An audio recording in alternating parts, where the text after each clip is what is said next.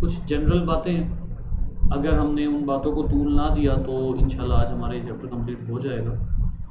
सबसे पहले तो यहाँ पर जो टॉपिक गिवन है ये कोई बहुत यूनिक टॉपिक नहीं है।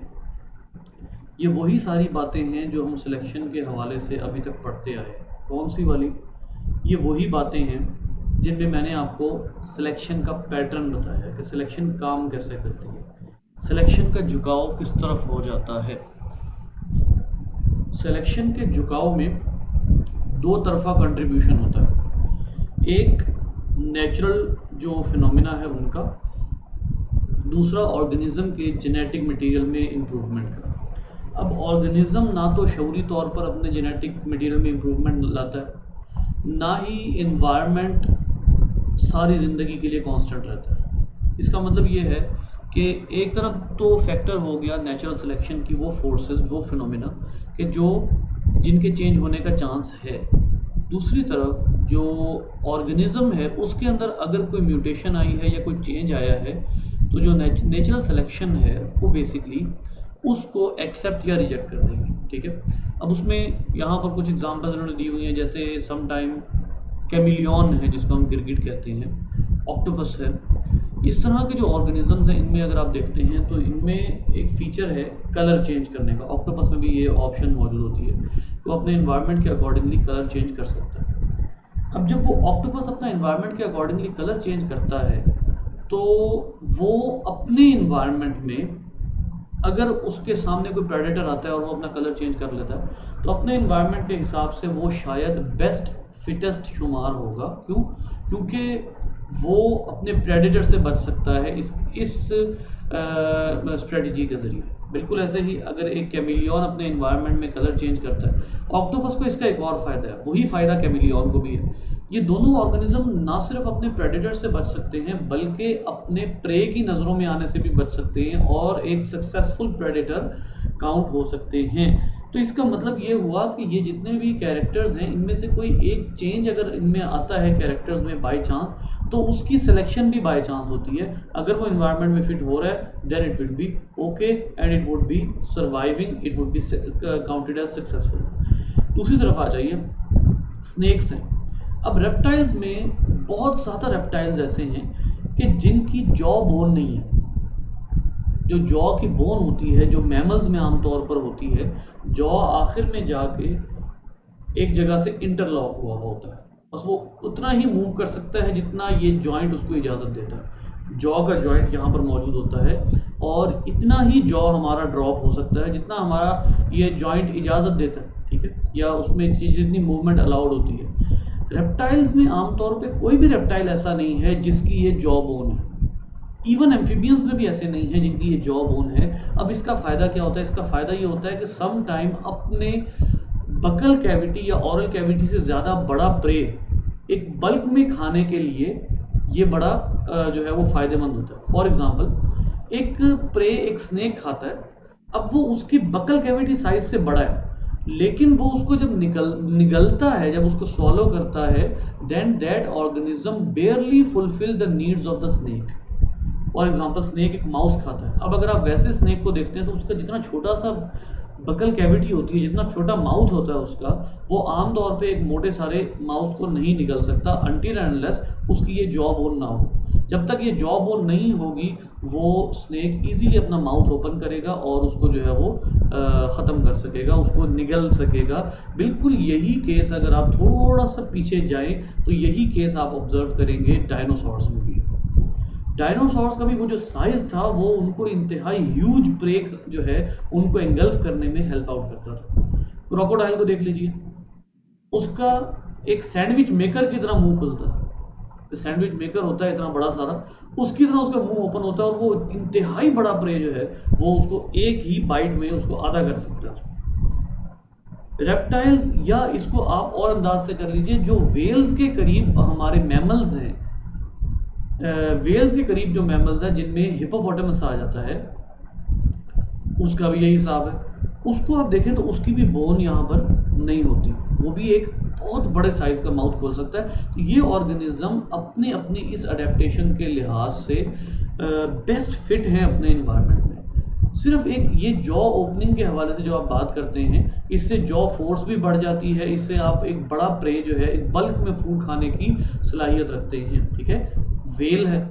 अब वेल का मसला ये होता है कि वेल चबा तो सकती नहीं, दांत नहीं होते, लेकिन उसके और दूसरी बात यह है कि वो बहुत बड़ा ऑर्गेनिज्म स्वॉलो कभी भी नहीं कर सकती। ह्यूमन तो सवाल नहीं पैदा होता कि वेल स्वॉलो कर सके, क्योंकि उसकी जो एसोफेगस होती है वो बहुत छोटी होती है, बहुत ही छोटी होती है, जिसकी वजह से वो छोटे छोटे ऑर्गेनिज्म को जो है वो ज़्यादातर खाती है। ठीक है, अब ऐसी सूरत में जो वेल है उसको माउथ इसलिए बड़ा चाहिए ताकि अगर उसने झींगे भी खाने हैं तो वो टनों के हिसाब से करे, ताकि बल्क में फूड आ सके। अब अगर वो एक एक झींगा पकड़ के पूरा दिन, अब उसकी रिक्वायरमेंट एक खाने की है, फर्ज कर लें 20 टन झींगा, 20 tons of prawns in a single meal. अब अगर उसका माउथ छोटा होगा ना तो वो पूरा दिन सिर्फ लंच में लगा देगी, एक को, दूसरे को, तीसरे को, चले वो 10-10 एक बारी में भी अगर जो है वो सॉलो कर सकती है या अपने माउथ में ला सकती है, वो भी काफ़ी नहीं। तो ये ऑर्गेनिज्म अपने इन्वायरमेंट में अपने साइज़ के एतबार से और जॉ साइज़ के एतबार से बेस्ट फिट हैं। और क्या है, इनको कितनी देर लगी है या इनकी अपनी क्या मर्जी थी कि ये इतना बड़ा जॉ जो है ये इनके लिए फेवर करता है, इनकी अपनी कोई हरगिज़ मर्जी नहीं थी। जाहिर सी बात है कि ये एक ऐसा फीचर था जो कि नेचुरल सिलेक्शन की तरफ से फेवर किया गया था। ये बहुत बड़ी बात है कि नेचुरल सिलेक्शन जो है वो की रोल, बेसिकली यहाँ पर आप पढ़ रहे हैं कि वो क्या की रोल है कि जिसमें नेचुरल सिलेक्शन ने ऑर्गेनिज्म को अडेप्ट होने के अडेप्टिव एवोल्यूशन दी है। तो ये अडेप्टिव एवोल्यूशन है, अपने अपने इन्वायरमेंट में अडेप्ट कर गए ये ऑर्गेनिज्म। हो सकता है कि जो वेल है वो किसी भी और इन्वायरमेंट में जाए तो उसको ये जॉ फायदा ना दे।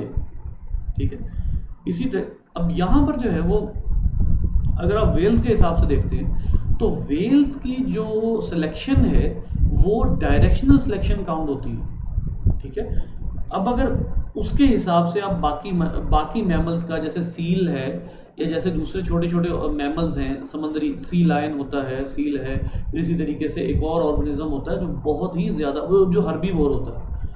अब उसके हिसाब से अगर आप वेल की पॉपुलेशन की बात करते हैं तो जॉ का जो कैरेक्टर है उसकी जो सिलेक्शन है वो डायरेक्शनल सिलेक्शन है, यानी पूरी वेल की पॉपुलेशन में छोटा जॉ साइज आपको मिलता ही नहीं है। उसकी वजह डायरेक्शनल सिलेक्शन होता है।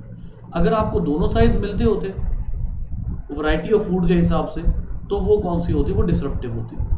और अगर आपको बहुत बड़ा साइज भी मिलता, बहुत छोटा साइज भी मिलता, लेकिन ज़्यादा अबंडेंस में दरमियाने साइज का जॉ मिलता तो वो स्टेबलाइजिंग सिलेक्शन होती। लेकिन यहाँ पर आपको जो नज़र आ रहा है वेल के अंदर वो जॉ साइज इंतहाई बड़ा है। स्नेक के अंदर, वेल को छोड़ दें, स्नेक्स के अंदर जॉ साइज इंतहाई बड़ा है।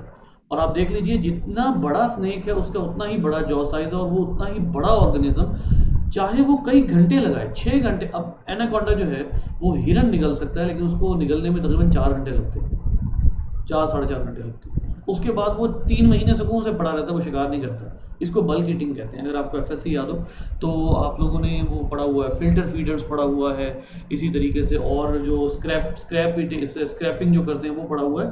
तो ये बल्क फीडर्स होते हैं, ये बहुत बड़ी अमाउंट में फूड खाते हैं। तो ये जो है वो फिर इनका जो जॉ है वो हेल्प आउट करता है इस लिहाज से। यहाँ पर देख लीजिए ये जो डायग्राम है इसमें ये पूरा एग है। अब ये इसके अपने साइज से कई गुना बड़ा है, लेकिन जाहिर सी बात है कि वो सिलेक्शन की वजह से ये जो फीचर है ये अब इन स्नेक्स में प्रिवेल कर रहा है। ठीक है, अब यहाँ पर आप देखिए कि नेक्स्ट वो कह रहा है कि यहाँ पर हमने सारी बात की। हाँ, अब वो बात है जो कल भी हुई थी और जो बात मैं कल पढ़ा चुका हूँ, वो ये है कि वो यहाँ बात करता है कि यहाँ बार बार हो रही है बात नेचुरल सिलेक्शन।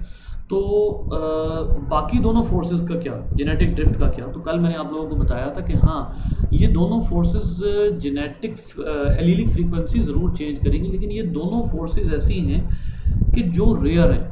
ना जेनेटिक ड्रिफ्ट बहुत ज़्यादा होने वाला कोई इवेंट है और ना ही जो जीन फ्लो है वो बहुत ज़्यादा होने वाला इवेंट है, बल्कि असल में 24/7 होने वाला जो इवेंट है, जो फोर्स है, जो अडेप्टिव एवोल्यूशन की तरफ लेकर जाती है, वो सिलेक्शन है। अब सिलेक्शन में एक चीज़ हमने पढ़ी, रिलेटिव फिटनेस।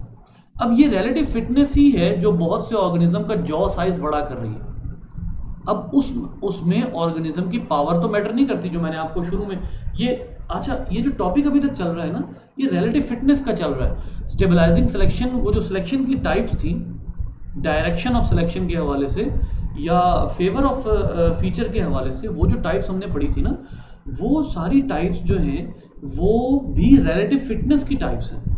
यानी कोई ऑर्गेनिज्म, उसका कौन सा फीचर है जो उसको किसी इन्वायरमेंट में फिट बना देगा, तो ये जो जॉ साइज है ये भी रिलेटिव फिटनेस में आएगा। ठीक है, इसी तरीके से ज़्यादा तेज भागना रिलेटिव फिटनेस में आएगा। शुतुरमुर्ग जो है, उसकी बाकी पावर हो या ना हो, विंग उसकी फ्लाइट हो या ना हो, लेकिन उसकी स्पीड चीते से थोड़ी कम होती है, तो वो उसको जो है, उसकी जो रनिंग है वो एक उसका फीचर है, रिलेटिव फिटनेस है, उसमें पावर बिल्कुल काउंट नहीं हो रही। ठीक है, तो फिटनेस जो है उसका मीनिंग और उसके साथ साथ नेचुरल सिलेक्शन उस फिटनेस को कैसे फेवर करती है, वो सारी बातें हमारी होगी। अब आइए, सिलेक्शन की एक और टाइप है और इंतहाई इंटरेस्टिंग टाइप है, और आप यकीन करें कि मैं पर्सनली, ये अभी हमने पढ़ा रिलेटिव फिटनेस के बाद जो रिलेटिव फिटनेस की फेवर में जो फोर्सेस हैं वो पढ़ी, और ये हमने अडेप्टिव एवोल्यूशन पढ़ी। मैं पर्सनली एक चीज़ का बहुत बड़ा कायल हूँ, और शायद मैं ठीक भी हूँ इस हवाले से, और वो क्या है, वो ये है कि micro evolution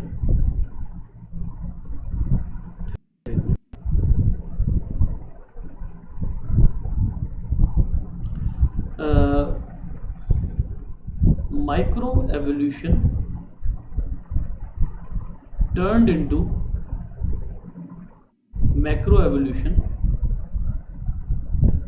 into macro evolution due to sexual selection। देखिए, सेक्सुअल सिलेक्शन क्या है? सेक्सुअल सिलेक्शन ये है कि कोई भी ऑर्गेनिज्म जो है वो दो एतबार से सेलेक्ट किया जाता है। एक, उसके अंदर जो है वो इंट्रासेक्सुअल सिलेक्शन होती है। इंट्रासेक्सुअल सिलेक्शन क्या होती है? वो होती है मेल्स के दरमियान में। सबसे पहले तो आप सेक्सुअल सिलेक्शन को समझ लीजिए। सेक्सुअल सिलेक्शन ये है कि किसी ऑर्गेनिज्म को जेंडर बेस के ऊपर सेलेक्ट किया जाता है, और दूसरा जेंडर यानी ऑपोजिट जेंडर उसको सेलेक्ट करता है। पहली बात, कोई एक कैरेक्टर होता है जिसकी वजह से ऑपोजिट जेंडर उसको सेलेक्ट करता है।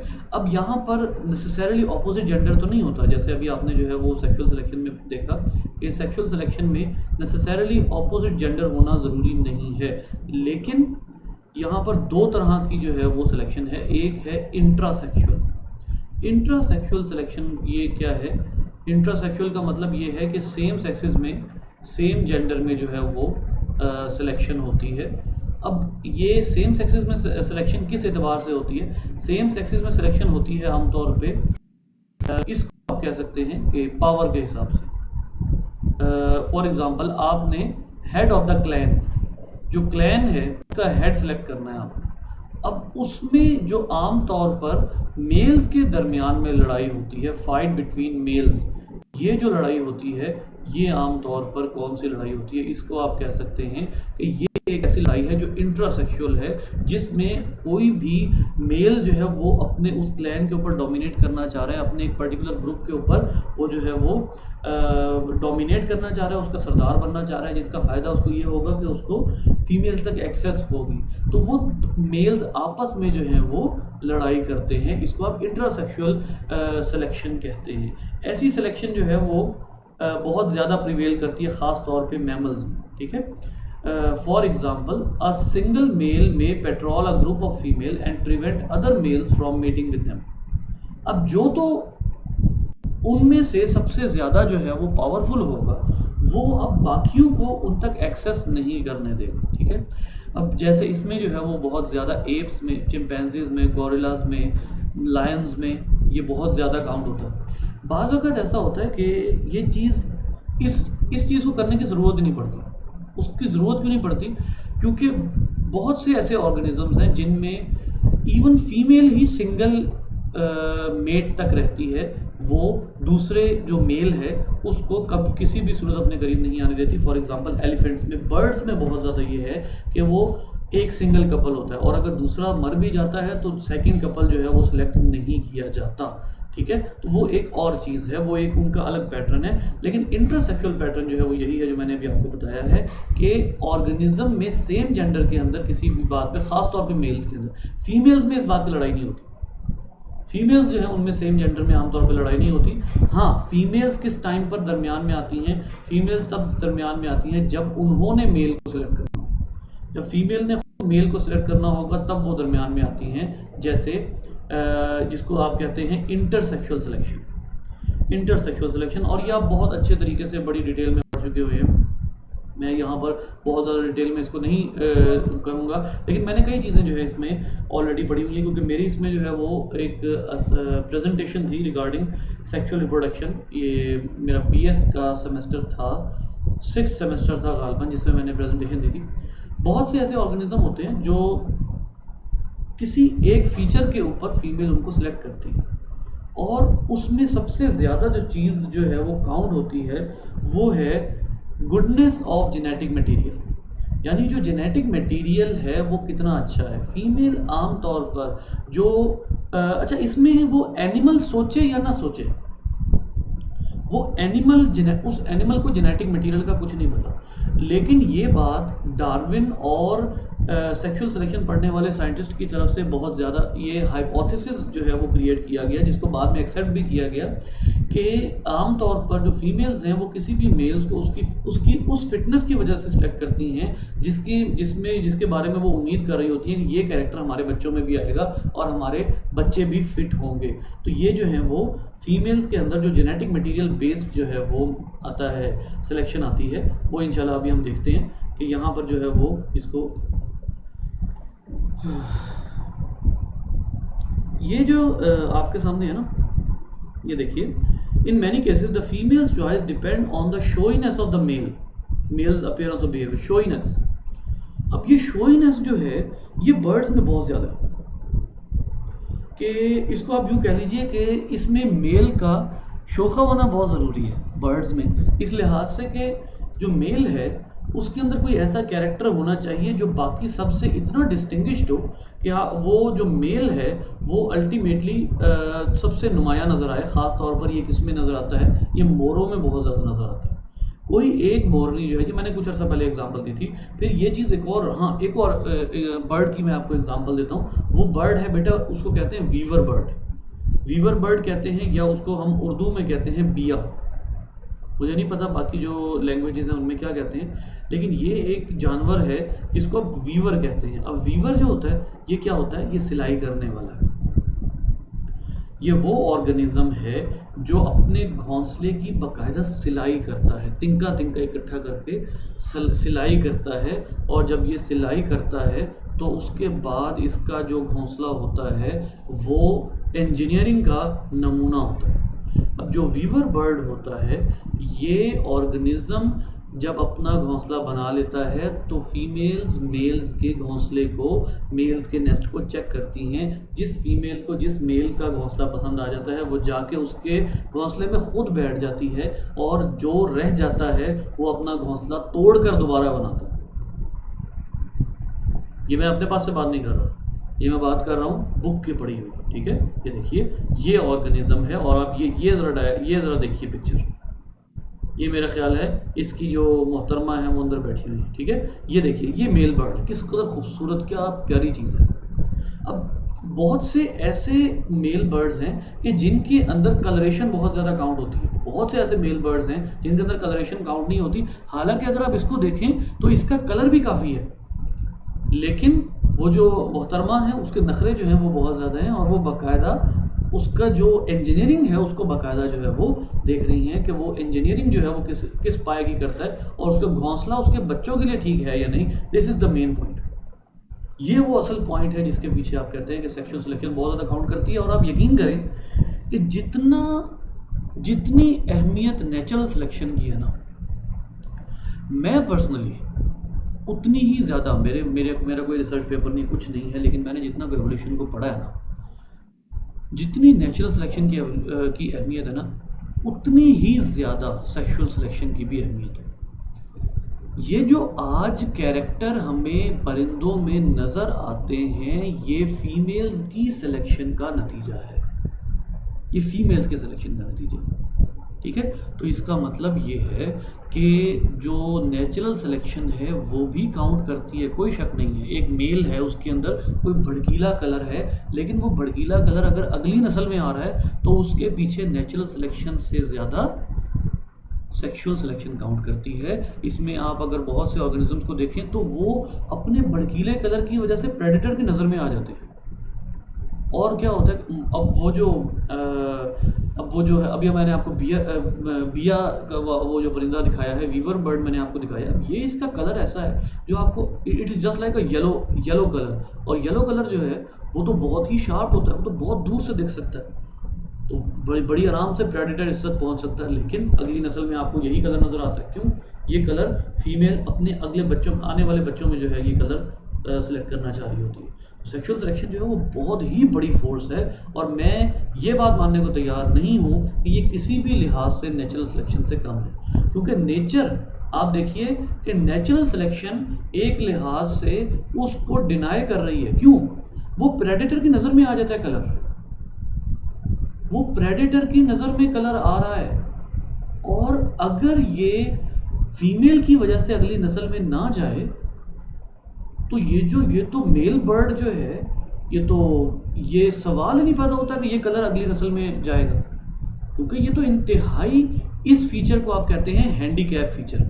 ये फीचर हैंडीकैप फीचर कहलाता है, जिसमें अल्टीमेटली ऑर्गेनिज्म को खुद नुकसान हो रहा होता है, उस मेल को खुद नुकसान हो रहा होता है। लेकिन नहीं, वो मेल जो है वो फिर भी वो अगली जनरेशन में वो कलर फिर भी आता है, और उसकी वजह जो है वो यही है, फीमेल की सिलेक्शन है। तो एक तरह से आप देख लीजिए कि जो नेचुरल सिलेक्शन है, natural selection and artificial selection, sorry, natural selection and sexual selection can be at war.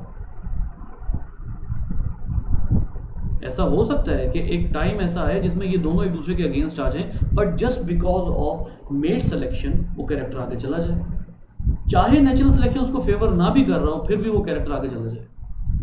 अब ये जो चीज़ है, इससे आप अंदाज़ा लगाएं कि मैं नेचुरल सिलेक्शन को सेक्सुअल सिलेक्शन के बराबर क्यों रखूं। भाई वो एक टाइम पे आके उसको काउंटर कर रही है, नहीं है फीचर, वो सिलेक्ट नहीं हो सकता। वो एक इसी तरीके से अभी कुछ अर्सा पहले बात हुई थी कि नप्टियल गिफ्ट्स होते हैं बर्ड्स में भी और इंसेक्ट्स में भी। क्या होता है कि जो अच्छा फूड लाकर दे सकता है गिफ्ट के तौर पे, बर्ड्स में बर्ड्स जो है वो रंग की दुनिया है, तो कोई अच्छा खूबसूरत किस्म का फूल, कोई इस किस्म की जो है वो चीज़, कोई ऐसा गिफ्ट वो लाकर अगर वो फीमेल की खिदमत में पेश कर सकता है तो वो उसके साथ रहने को तैयार होती है। इंसेक्ट्स में ज़्यादातर जो चीज़ काउंट करती है वो है फूड स्टोरेज। वो फूड स्टोरेज है, यानी इसको आप कह लीजिए इकोनॉमी। फूड स्टोरेज बहुत ज़्यादा काउंट करती है, और फूड स्टोरेज के नतीजे में जो नप्टियल गिफ्ट है वो बहुत ज़्यादा मैटर करता है कि वो उसके नतीजे में कौन सा जो है, किसको वो प्रेफर करेगी, कि कौन सा मेल ज़्यादा अच्छा नप्टियल गिफ्ट लेकर आ रहा है। फिर इसी तरीके से एक और मिसाल मैं आपको देता हूँ। ये मिसालें मेरे ज़हन में इसलिए आ रही हैं क्योंकि मैंने इसको सेक्सुअल सिलेक्शन को काफ़ी अच्छे तरीके से स्टडी किया। सिर्फ यही वजह है कि मैं ये बात कह रहा हूँ।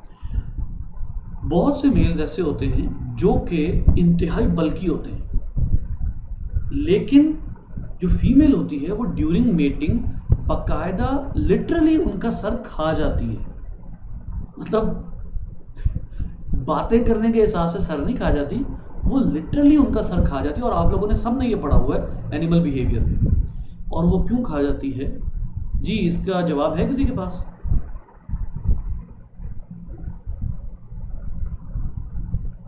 सर स्कॉर्पियन खाते हैं ना, ये पता है बस। खाते क्यों है वो सिर्फ स्कॉर्पियन नहीं खाते, सिर्फ स्कॉर्पियन नहीं खाते। जी सर, और कौन खाता है? प्रेइंग मैंटिस एक बहुत ही ज़बरदस्त किस्म का जो है वो इंसेक्ट है, और बहुत ही खूबसूरत है, बहुत ही खूबसूरत। सर हमने कलेक्ट किया है, हमारे पास रखा हुआ है। बहुत ही खूबसूरत इंसेक्ट है। और ये देखिए, जी सर, ये जो है ये इसकी फीमेल अपने मेल जो है, और ये एक ऐसा ज़बरदस्त किस्म का इंसेक्ट है कि आप अगर इसके सिर्फ इस बॉडी शेप की वजह से इसके फ़ैन हो रहे हैं तो आपका कसूर नहीं है। लेकिन इसके पास जो फीचर है, ये इंतहाई चालाक प्रेडेटर है, इंतहाई चालाक, बहुत ज़बरदस्त स्ट्रेटजी के साथ ये जो है वो शिकार कर सकता है। प्रेइंग की वजह इसका नाम जिन्होंने रखा है वो ऐसे लगता है जैसे ये प्रे कर रहा है, यानी मक्कार भी है। और इसका जो कलर है ये शाइनी कलर भी बहुत ज़्यादा काउंट करता होगा, लेकिन उसके साथ साथ ये देखिए मॉडलिंग भी चल रही है यहाँ पे। अब इसका मैं क्या बता रहा था आपको कि इसकी फीमेल बाकायदा अपने मेल का जो हेड है वो कंज्यूम कर लेती है। और जी बेटा, किसी के पास आंसर है कि क्यों कंज्यूम करते हैं? उस वक्त फीमेल को प्रोटीन चाहिए होती है शदीद। फीमेल इज लैकिंग एनर्जी, या उस टाइम पर जो उसको जो अपने एग्स के लिए आपने अक्सर देखा होगा, हाँ सॉरी, मैं जहाँ मैंने पढ़ा था वहाँ लिखा होता अपने एग्स के लिए, आपने अक्सर जगहों पर देखा है कि ज़्यादातर इंसेक्ट्स प्रोटीन सोर्स ढूंढते हैं अपने अंडों के लिए। मिसाल यहाँ पर मैं आपको देता हूँ, जो मच्छर है मॉस्किटो वो हर्बीवोर है। अब आप में से बहुत से एकदम चौंकेंगे कि वो तो हमारा हमसे खून लेता है, तो फिर वो हर्बीवोर कैसे हो गया? बेटा वो जो हमसे खून लेता है वो मच्छर खुद नहीं यूज़ करता, वो जो फीमेल होती है वो अपने अंडों को देती है। वो जो हमारी प्रोटीन है ना, हीमोग्लोबिन, वो अपने अंडों को दे रही होती है, वो खुद नहीं फूड के तौर पे इस्तेमाल करती। खुद उसका फूड जो है वो ये पौधे होते हैं, पोलन्स होते हैं। इसी तरीके से ये जो भेड़ जिसको आप जो है वो हॉर्नेट कहते हैं, ये हॉर्नेट जो होता है ये अपने बच्चे जब इसके अंडे जो हैं वो हैच होने वाले होते हैं तो ये बाकायदा उनके लिए दस्तरखान बिछाता है। कोई ना कोई कीड़ा शिकार करके ले आएगा, दस्तरखान बिछाएगा, उसका मतलब उस कीड़े को दस्तरखान के तौर पर उसके ऊपर अंडा देगा। प्रोटीन सोर्स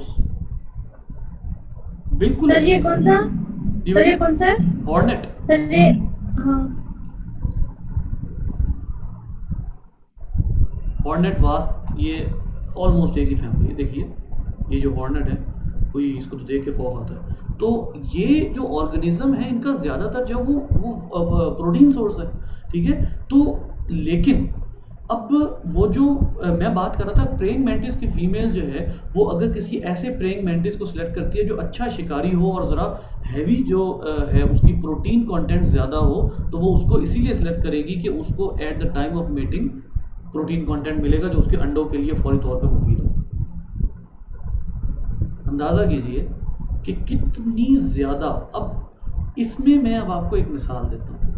फीमेल्स की वजह से जो सिलेक्शन होती है वो होते हवाते डायरेक्शनल हो जाती है, इसी एक फिनोटाइप की तरफ फोकस हो जाएगी। क्यों?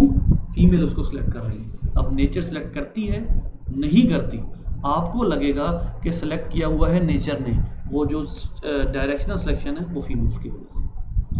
अब ये आपके सामने खुला मैदान है, आप खुद सोचिए कि मैं अभी तक इस पूरे चैप्टर में हर चीज़ के ऊपर ला रहा था नेचुरल सिलेक्शन को यकदम एक डोमिनेंट कैरेक्टर की तरह सेक्सुअल सिलेक्शन आती है और नेचुरल सिलेक्शन को छुपा लेती है। उसकी बहुत बड़ी वजह है कि अगली नस्ल में जो जेनेटिक मटेरियल जा रहा है वो फीमेल की मर्जी से जा रहा है। एक स्ट्रेट फॉरवर्ड एक चीज़ है, ठीक है।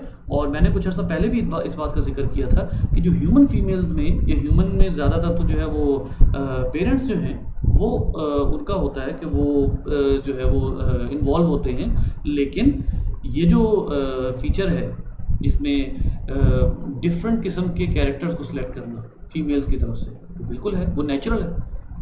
इसीलिए आप गौर कीजिए, इसीलिए मैं वैसे ये नहीं कहूँगा इसीलिए, लेकिन इसमें एक चीज़ आप ये भी सोचें कि दीन ने इजाज़त दी है लड़की को, ठीक है। मैं ज़्यादा इसको खुल के बात नहीं करूँगा क्योंकि मैं खुद भी ऐसे माहौल में नहीं बैठा हुआ इस वक्त, तो लेकिन दीन ने लड़की को इजाज़त दी है। अब गौर कीजिए, कुछ चीज़ें ऐसी हैं जो इंतहाई नेचुरल हैं। तो बहरहाल आगे चलते हैं। ये सेक्सुअल सिलेक्शन जो, जी आप लोगों को कोई सवाल है तो बताइए।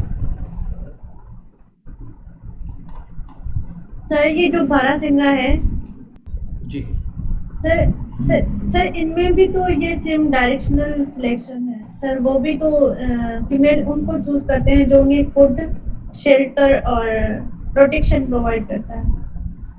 जो ज़रा फास्ट रनर होगा और जिसके सींग खूबसूरत हो। Yes sir. जितने ज्यादा और ऊंचे सर उन्हें फूड और प्रोटेक्शन और शेल्टर ये भी तो प्रोवाइड करेगा ना, जी जी स्ट्रॉन्ग मेल होगा। वो एक्सपेक्ट यही करती है, जाहिर सी बात है कि जो ऐसा होगा उससे एक्सपेक्ट यही किया जाएगा, ठीक है। तो इसी वजह से उसके ताकि उनका ऐसे प्रोजेनी जो है ना वो जी जी बिल्कुल बिल्कुल। अब मैं इसी लिहाज से, आप लायंस की एग्जांपल है, लायंस में वो जो लायनस होती है ना, उसको एक तो ये होता है कि जो लायंस में ना इंट्रासेक्सुअल सिलेक्शन बहुत ज़्यादा है। जो मेल एक दफ़ा दूसरे मेल्स को हरा देगा ना, अब वो उसका इख्तियार है वेदर फीमेल वांट्स इट और नॉट। लेकिन एक बुक में एमफिल के दौरान जब मैमोलॉजी पढ़ रहे थे तो उसमें मैंने ये भी पढ़ा था कि जो फीमेल्स होती हैं वो अपनी पसंद के एतबार से जो डोमिनेंट लायन होता है उसको डिच भी करती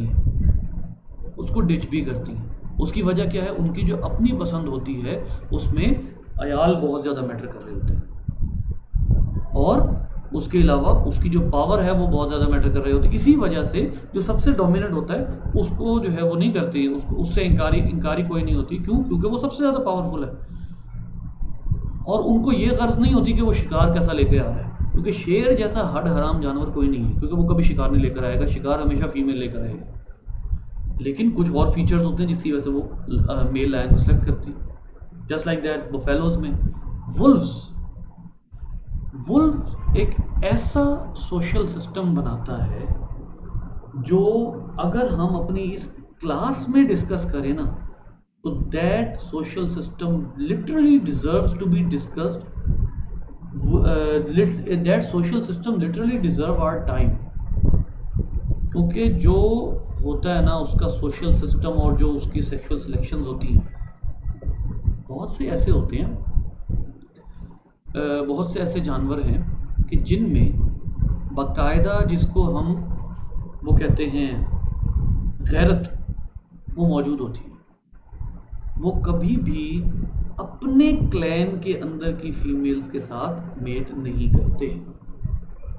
अब ये तो खैर एनिमल बिहेवियर की तरफ बात पता नहीं क्यों मुड़ जाती है बार बार, क्योंकि ये बहुत क्लोज है, सेक्सुअल सिलेक्शन और एनिमल बिहेवियर बहुत क्लोज हैं, तो वो बात दूसरी तरफ निकल जाएगी, उसको हम छोड़ देते हैं फिलहाल। तो यहाँ पर जो है वो, जी बेटा आप लोगों का अगर मजीद कोई क्वेश्चन है वरना आगे चलेंगे।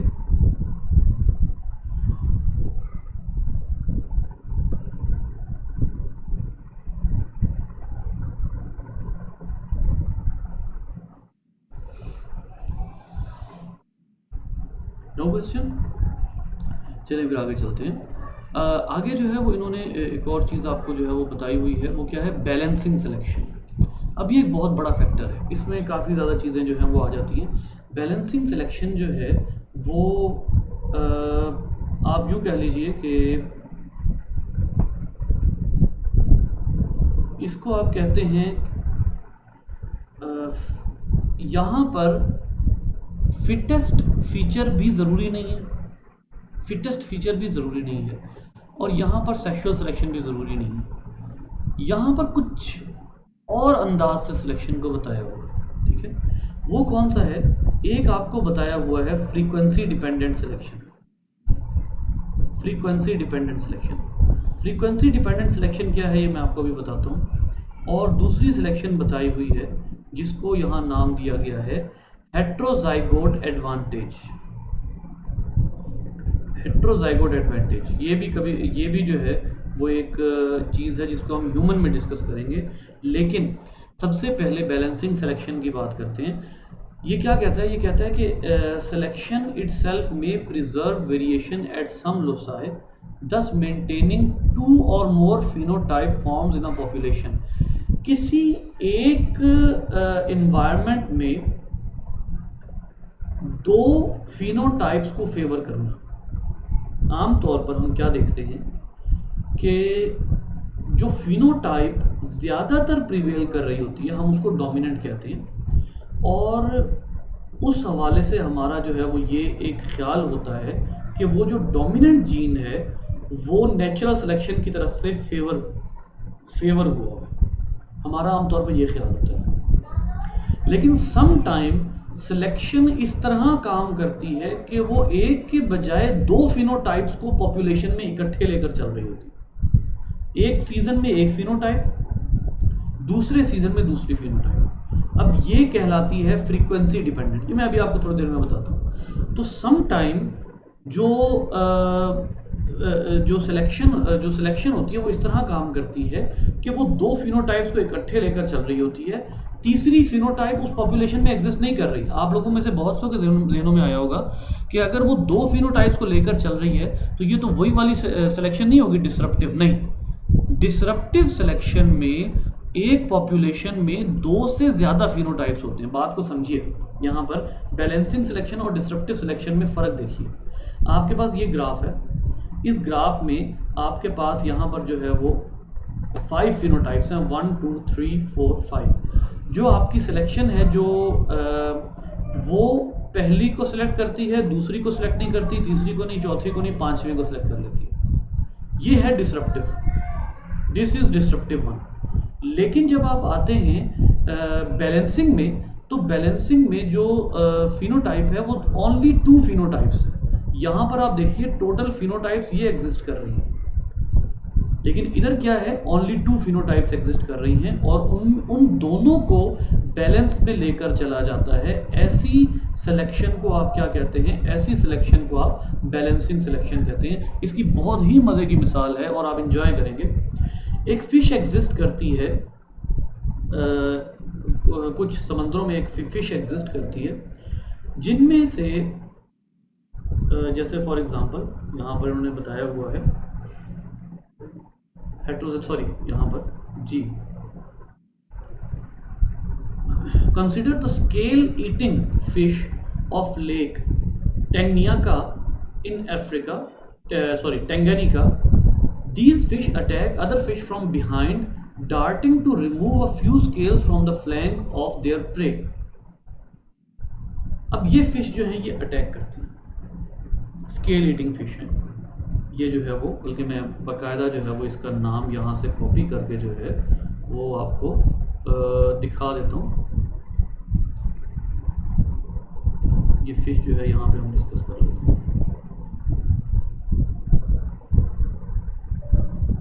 अब ये जो फिश है ना, ये फिश आम तौर पर इसका जो माउथ होता है ना वो वन साइडेड होता है। कभी इसका माउथ लेफ्ट साइडेड होता है, कभी इसका माउथ राइट साइडेड होता है। गौर कीजिए, here is a peculiar feature of scale eating fish. Some fish are left mouth and some are right mouth. कुछ ऐसी होती हैं जिनका माउथ इस डायरेक्शन में और उनकी आंख भी तकरीबन एक डायरेक्शन में होती है। यानी अगर उन्होंने हमला करना है ना, आंखें होती दो ही हैं, लेकिन उनका फोकस, उनका शिकार करते वक्त फोकस उस साइड पर होता है जिस साइड पर उनका माउथ होता है। अब ये है सेम स्पीशीज, लेकिन इस स्पीशीज में ये एक अजीब वैरायटी है कि कुछ ऐसी होती हैं जिनका माउथ लेफ्ट साइड पर होता है, कुछ ऐसी होती है जिनका माउथ जो है वो राइट साइड पर होता है। ठीक है, अब ये जो इन्होंने यहाँ पर दिखाया हुआ है इसमें हम जो है वो देख लेते हैं, जैसे कोई और मिसाल देख लेते हैं। ये अब राइटी है, ये राइटी है और ये प्रे फिश है। इसने ये राइटी और लेफ्टी देखिए, इसका मुंह बहुत ही, ये इसका मतलब ये नहीं है कि उसका होंठ इधर होगा, नहीं नहीं नहीं, इसका मतलब ये नहीं है। इसका मतलब ये है कि उसका स्केलेटन इस तरह से बना हुआ है कि माउथ का रुख थोड़ा सा इस तरफ, इसको आप लेफ्ट कहेंगे। कुछ ऐसी हैं जिनका स्केलेटन ऐसे है कि उसका माउथ थोड़ा सा राइट साइड पे, इसको आप राइटी कहेंगे। अब जो शिकार करने वाली है ये क्या करती है, ये आमतौर पे अब एक और फिश को शिकार करेंगी और अपनी ही किसी और पॉपुलेशन पे, मतलब एक जगह पे ये खुद रह रही हैं, ठीक है, ये एक जगह पे, जिस जगह पे खुद रह रही हैं उस जगह पे जो है वो उसी पॉपुलेशन में, उसी एरिया में शिकार करेंगी। यहाँ पर गौर कीजिए, ये इन्होंने क्या बताया हुआ है। अब ये लेफ्ट माउथ और राइट माउथ, और ये वाली जो स्पीशीज उन्होंने बताई हुई है ये प्रे फिश है। वो यहाँ पर क्या कहता है कि सबसे पहले तो इस बात का अंदाजा कीजिए कि जिसका माउथ थोड़ा सा लेफ्ट पे है वो अपने प्रे पे किस साइड से अटैक करेगी, राइट साइड से या लेफ्ट साइड से?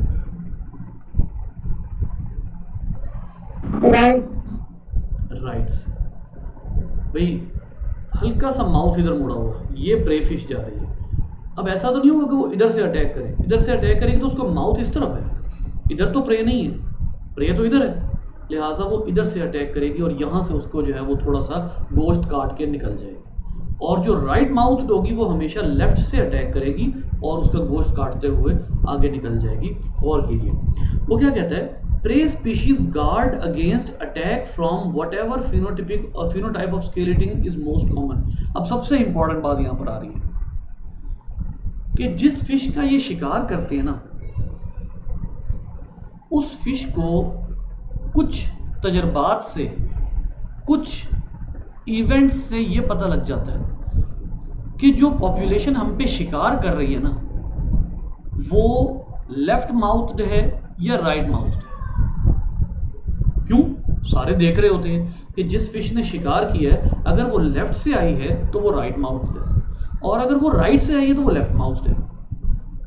अब जो प्रे फिश होती है ना, जिसको शिकार जो है वो शिकार बन रही होती है, वो फिश क्या करती है, उस फिश का सारा फोकस अपने पीछे होता है। फॉर एग्जांपल जो फिश अटैक कर रही है उसका माउथ लेफ्ट साइड पर है, तो जाहिर है वो राइट से अटैक करेगी। तो जो शिकार बनने वाली फिश होती है ना, जो प्रे फिश होती है, उसका सारा फोकस होता है राइट साइड पे, ये राइट साइड से आएगी है, और राइट साइड का ध्यान रखना है, राइट साइड से नहीं जो है धोखा खाना। अब होता क्या है, उस सीजन के एंड पे राइट साइड वाली फिश जो हैं वो ख़त्म होती हैं। क्यों? क्योंकि जो प्रे फिश है वो राइट साइड वाली को धोखा दे रही है, मतलब राइट साइड वाली से बच रही है। इसका मतलब ये है कि जो राइट साइड से आ रही है उसको अब फूड नहीं मिल रहा। अब राइट साइड से आने वाली को जब फूड नहीं मिलेगा तो आहिस्ता आहिस्ता आहिस्ता आहिस्ता वो मर जाएगी। तो अब कौन सी प्रिवेल करेगी? अब लेफ्ट साइड वाली। अब वो आकर लेफ्ट से अटैक करेगी। अब अगली सीजन में प्रे फिश क्या करेगी? अगले सीजन में प्रे फिश को ध्यान रखना पड़ेगा अपने लेफ्ट का, कि वो लेफ्ट से आकर गोश्त उड़ा के ले जाती है, तो लेफ्ट साइड का ध्यान रखना है। अगला पूरा सीजन ये आंख मचोली चलती रहेगी, और अगले सीजन में जो फिश कम हो जाएगी वो कौन सी होगी? जो लेफ्ट से अटैक करती है। क्यों? अब जो प्रे फिश है उसने ध्यान रखना शुरू कर दिया अपने लेफ्ट का, राइट साइड से तो हमला ही नहीं हो रहा, लेफ्ट साइड से हमला हो रहा है। लिहाजा ये जो बैलेंस चल रहा है, एक फिनोटाइप कभी ज़्यादा हो जाती है, कभी एक फिनोटाइप ज़्यादा हो जाती है, ये दोनों फिनोटाइप्स को जब लेकर चला जाता है, इसको आप कहते हैं बैलेंसिंग सिलेक्शन। इसको आप कहते हैं फ्रीक्वेंसी डिपेंडेंट। ये फ्रीक्वेंसी डिपेंडेंट है कि कौन सी वाली फिनोटाइप जो है वो इस सीज़न में ज़्यादा है। जिस फिनोटाइप की फ्रीक्वेंसी जिस सीज़न में ज़्यादा होगी वो सीज़न के एंड तक कम होती जाएगी, और जिस फिनोटाइप की फ्रीक्वेंसी उस सीज़न में कम थी वो सीजन के एंड तक ज्यादा होती चली जाएगी। यहाँ पर एक बड़ा इंटरेस्टिंग किस्म का सेंटेंस है, ये देखिएगा। As a result, the frequency of left and right mouth fish oscillates over time, and this balancing selection keeps the frequency of each phenotype close to 50%. अब इसको आप कहते हैं फ्रीक्वेंसी डिपेंडेंट बैलेंसिंग सिलेक्शन। जी बेटा।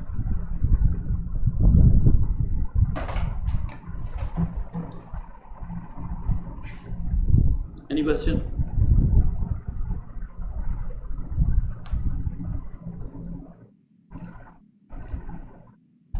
क्या हो गया? पहले रोजे ने सवाल खत्म कर दिए?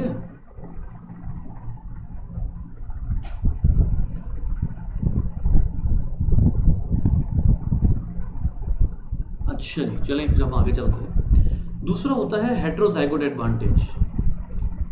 हेट्रोजाइगोट एडवांटेज क्या है? बड़ी मजे की बात है ये। इसमें क्या होता है कि सम टाइम, एक मिनट रुकिएगा, सम टाइम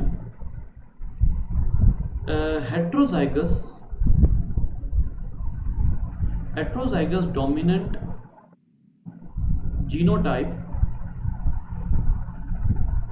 is more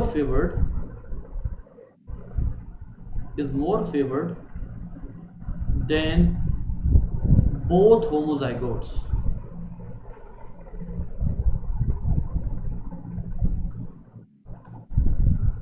अब ये बड़ी अजीब सी बात है, क्योंकि हम आमतौर पे क्या कहते हैं कि अब इसमें एक और बात भी है कि हेट्रोजाइगस जीनोटाइप तो चलें ठीक है, लेकिन हेट्रोजाइगस की जो जीनोटाइप होगी वो होगी तो डोमिनेंट वाली, सॉरी होगी तो फिनोटाइप जो है उसकी फिनोटाइप तो डोमिनेंट वाली होगी। तो फिर ऐसा क्या है कि हेट्रोजाइगस ज़्यादा फिट है एज कंपेयर टू बोथ होमोजाइगोट्स।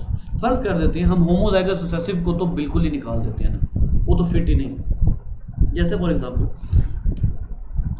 आपका जो सिकल सेल एनीमिया है, यहाँ पे यही मिसाल दी हुई है। सिकल सेल एनीमिया है, सिकल सेल एनीमिया के जो पेशेंट्स होते हैं ना, उनमें दो तरह के पेशेंट्स होते हैं। एक होते हैं होमोजाइगस रिसेसिव, जिनके तमाम के तमाम सेल्स जो हैं वो ख़राब हो चुके होते हैं, जिनके तमाम के तमाम कोई भी चेन ठीक नहीं बन रही होती, ठीक है। जबकि जो सिकल सेल एनीमिया के वो वाले पर्सन्स हैं जिनमें हेट्रोजाइगस है ना, उनको ज़्यादा फ़र्क नहीं पड़ता। उनको ज़्यादा फ़र्क क्यों नहीं पड़ता? क्योंकि आप लोगों को याद होगा मैंने आपको बताया था कि अगर आप यहाँ पर दो जीन्स लेकर आ रहे हैं HB और HB, तो ये दोनों अपना काम करेंगे, ये भी काम करेगा, ये भी काम करेगा। HB दो जीन्स लेकर आते हैं डोमिनेंट, तो ये दोनों के दोनों अपना काम करेंगे। और अगर HB होमोजाइगस रिसेसिव होता है तब भी ये दोनों अपना काम करेंगे, लेकिन जाहिर है ये जो काम कर रहे होंगे वो फॉल्टी होगा। यहाँ पर ये जो है ये अपना करेक्ट काम कर रहा होगा, लेकिन ये जो है ये फॉल्टी होगा। अब गौर कीजिए, इस पेशेंट की फिनोटाइप है नॉर्मल, इस पेशेंट की फिनोटाइप है sickle cell anaemic, cell anaemic. जी बेटा, इस पेशेंट की क्या फिनोटाइप है, इस पर्सन की?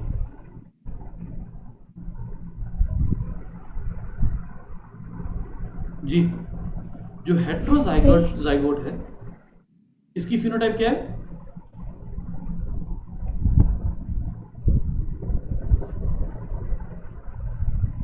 हाँ भाई, हेट्रोजाइगोट की फिनोटाइप क्या है? ये नॉर्मल होगा। हेट्रोजाइगोट की फिनोटाइप भी नॉर्मल है,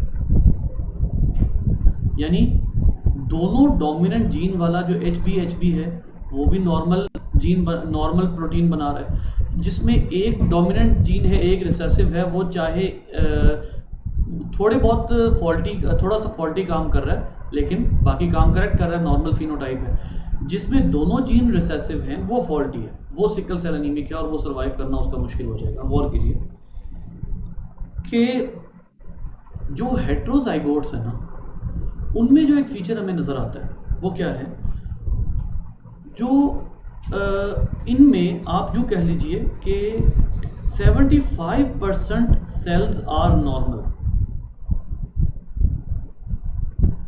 लेकिन जो 25% सेल्स हैं आर सिकल्ड। 25% सेल्स जो हैं वो ख़राब हैं, जबकि बाकी सेल्स जो हैं वो नॉर्मल हैं। इसका मतलब ये हुआ कि इनका जो खून है वो पूरा का पूरा ना तो ठीक है और ना ही सारा का सारा ख़राब है। यहाँ पर सेंटेंस पढ़िएगा, आपको बड़ी इंटरेस्टिंग बात पता लगेगी। वो कहता है कि the red blood cells of people with sickle cell disease become distorted in shape or sickled under low oxygen conditions. These sickled cells can clump together and block the flow of blood in the capillaries, damaging organs जिनके completely sickle होते हैं. Although some red blood cells become sickled in heterozygotes, not enough become sickle to cause sickle cell disease. ये मैंने पहले ही बता दिया कि सारे सिकल नहीं होते।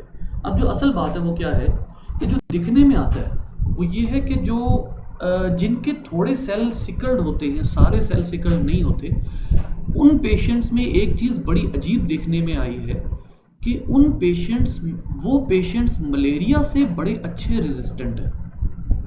यानी चाहे उनमें हीमोग्लोबिन तमाम सेल्स में ठीक नहीं है, लेकिन वो पेशेंट्स मलेरिया से बड़े अच्छे रेजिस्टेंट पेशेंट्स हैं in comparison with homozygous recessive. Homozygous recessive में अगरचे सारी फिनोटाइप नॉर्मल है, लेकिन होमोजाइगस रिसेसिव वालों को जब मलेरिया होता है तो वो बहुत सीवियर होता है। क्यों?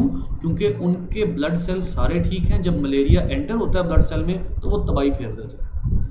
जबकि जो जिनके सेल्स सिकल्ड होते हैं, आधे सेल सिकल्ड हैं आधे सेल सिकल्ड नहीं है, उनमें अगर मलेरिया सिकल सेल में एंटर होता है तो वो वहाँ पर एक्शन नहीं कर सकता, जिसकी वजह से मलेरिया का जो प्रोटिस्ट होता है वो वहीं पर मर जाता है। गौर कीजिएगा, वो कहता है कि one reason for this partial protection is that the body destroys red blood cell rapidly, killing the parasite they harbor. अब जब आपको अच्छे तरीके से पता है कि स्प्लीन जो है वो रेडी होती है, इधर पता लगता है कि कोई रेड ब्लड सेल ख़राब है, उधर स्प्लीन रेड ब्लड सेल को उड़ा के रख देती है। अब अगर कोई रेड ब्लड सेल ख़राब स्प्लीन में जाता है तो जो मलेरिया का उसमें मौजूद होगा प्रोटिस्ट, वो भी स्प्लीन में जाएगा और स्प्लीन रेड ब्लड सेल के साथ साथ मलेरिया के पैरासाइट को भी उड़ा के रख देती है। दूसरी बात, malaria is a major killer. One reason इसकी ये है, सिलेक्शन फेवर्स हेट्रोजाइगोस ओवर। अच्छा, अफ्रीका में मलेरिया ने बहुत जो है वो तबाही में चाहिए, तो फिर क्या हुआ कि सिलेक्शन उनकी फेवर में हो गई जो ना होमोजाइगस डोमिनेंट है ना होमोजाइगस रिसेसिव है, बल्कि हेट्रोजाइगस डोमिनेंट है, क्योंकि वो मलेरिया से बचे हुए। लिहाजा जो हेट्रोजाइगस डोमिनेंट है वो अफ्रीकन पॉपुलेशन में हीमोग्लोबिन के लिहाज से जो अफ्रीकन पॉपुलेशन है उसमें हेट्रोजाइगस डोमिनेंट ज़्यादा से ज़्यादा मौजूद हैं एज़ कम्पेयर टू बोथ होमोजाइगोट्स। यहाँ पर जो है वो इन्होंने बताया हुआ है, ये है कॉन्सिक्वेंसेस फॉर सेल्स, ये शेप हो जाती है सारी की सारी, ख़राब हो जाती है उसकी, ठीक है। तो अब यहाँ पर देखिए, cause होमोजाइगोट्स two copies of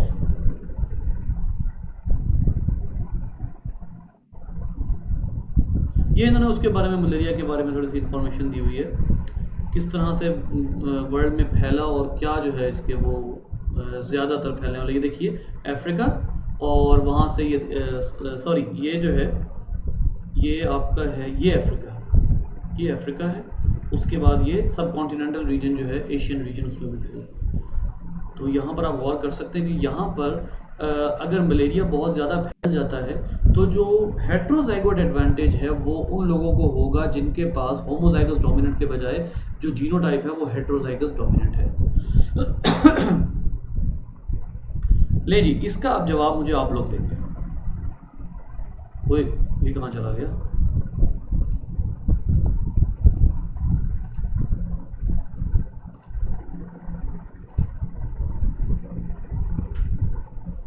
Why natural selection cannot fashion perfect organism?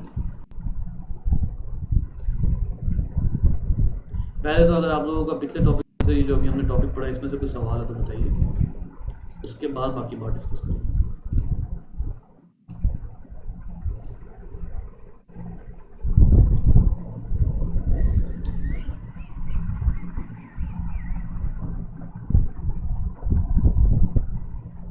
Sir आपने क्या पूछा, नेचुरल सिलेक्शन परफेक्टली काम क्यों नहीं करती? नेचुरल सिलेक्शन परफेक्ट ऑर्गेनिज्म क्यों नहीं बना देती?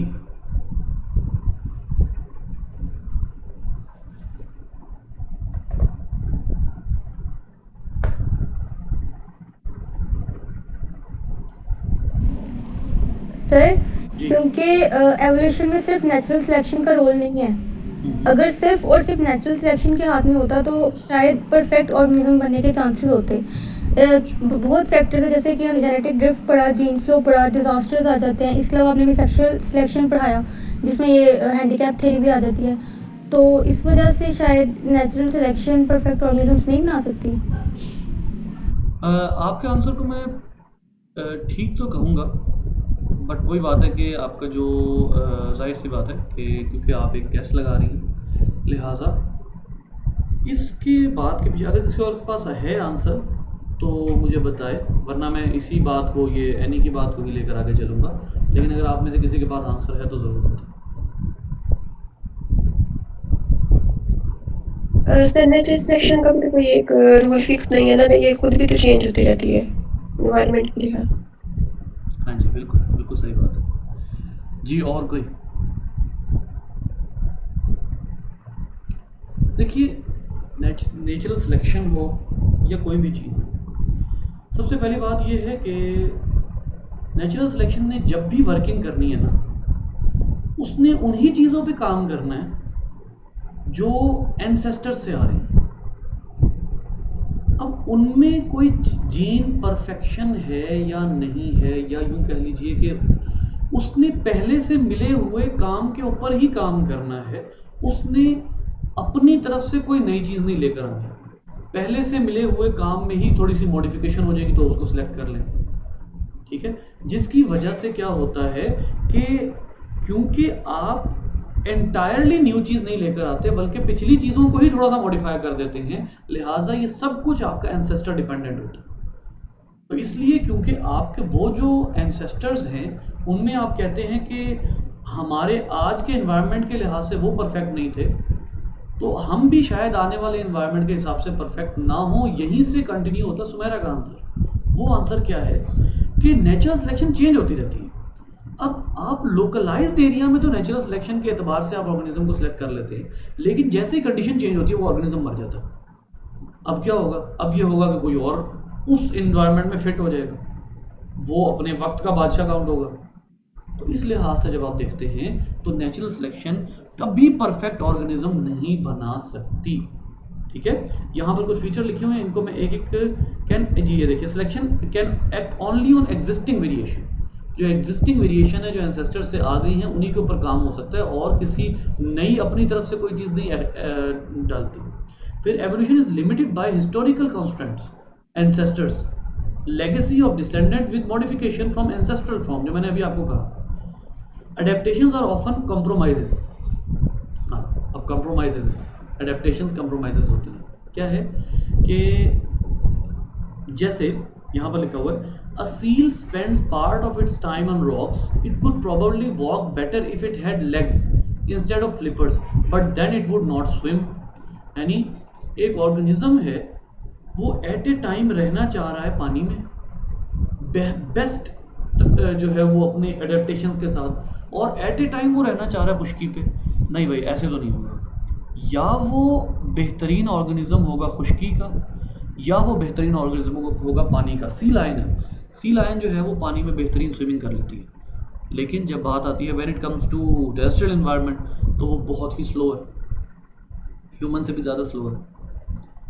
अब या तो उसके फ्लिपर ना होते, फ्लिपर नहीं है तो वो पानी में मूव नहीं कर सकती एफिशिएंटली, और अगर उसकी टांगें नहीं है तो वो टेरेस्ट्रियल। इसका मतलब है कोई एक चीज़ आपको कंप्रोमाइज़ करनी है। ह्यूमन पे आ जाइए, ह्यूमन बड़ा अच्छा स्विमर है, लेकिन एथलीट बनने के लिए, तेज़ भागने के लिए, अगर आप एनिमल से कंपेयर करते हैं, तेज़ भागने के लिए अक्सर औकात क्या होता है कि ह्यूमन के जो टेंडन वो ब्रेक हो सकते हैं, लिगामेंट्स ब्रेक हो सकते हैं, मसल फट सकता है, बोन्स ब्रेक हो सकती हैं। अब या तो तुम कंप्रोमाइज़ कर लो अपनी उस लाइफ के ऊपर जो तुम्हारी एक्चुअल, जो तुम्हारा क्राइटेरिया है, या फिर यह है कि तुम दूसरे जानवरों की तरह या तेज़ भाग लो या स्विमिंग कर लो।